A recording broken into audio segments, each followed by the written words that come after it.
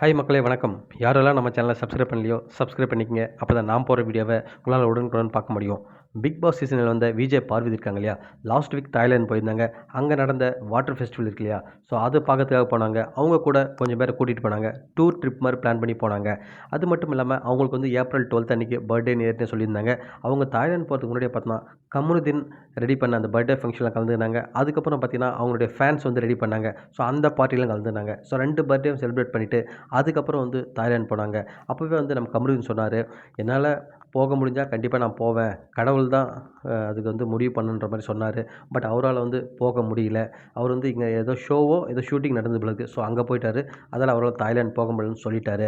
நம்ம பார்வதி பார்த்தீங்கன்னா அவங்க கூட கூட்டிகிட்டு போனாங்க இல்லையா, ஸோ அவங்க கூட சேர்ந்து பர்த்டே பார்ட்டியை செலிப்ரேட் பண்ணியிருக்காங்க. அது மட்டும் இல்லாமல் கூட போனவங்கள நிறைய பேர் வந்து அவங்க கிஃப்ட்ஸ் கொடுத்துருக்காங்க. நிறைய விஷ் பண்ணியிருக்காங்க. அதெல்லாம் ஒரு மெமரபிள் கிஃப்ட் மாதிரி அவங்க வச்சுருக்காங்க. ஸோ கூடிய சீக்கிரத்தில் அவங்களோட யூடியூப் சேனலில் அங்கே நடந்த பர்த்டே பார்ட்டி ப்ளஸ் வந்து அந்த செலிப்ரேஷன் மோடு, ஸோ அதை வந்து கண்டிப்பாக வந்து அவங்களோட யூடியூப் சேனலில் ஒளிபரப்ப போகிறாங்க. ஸோ அவங்க கூட போனாங்க இல்லையா, அவங்களோட எக்ஸ்பீரியன்ஸையும் ஷேர் பண்ணுவாங்க. ஸோ அதையும் கூடிய சீக்கிரத்தில் நம்ம பார்க்க போகிறோம் மக்களே. மீண்டும் உங்களை அடுத்த வீடியோவில் சந்திக்கிறேன். நன்றி.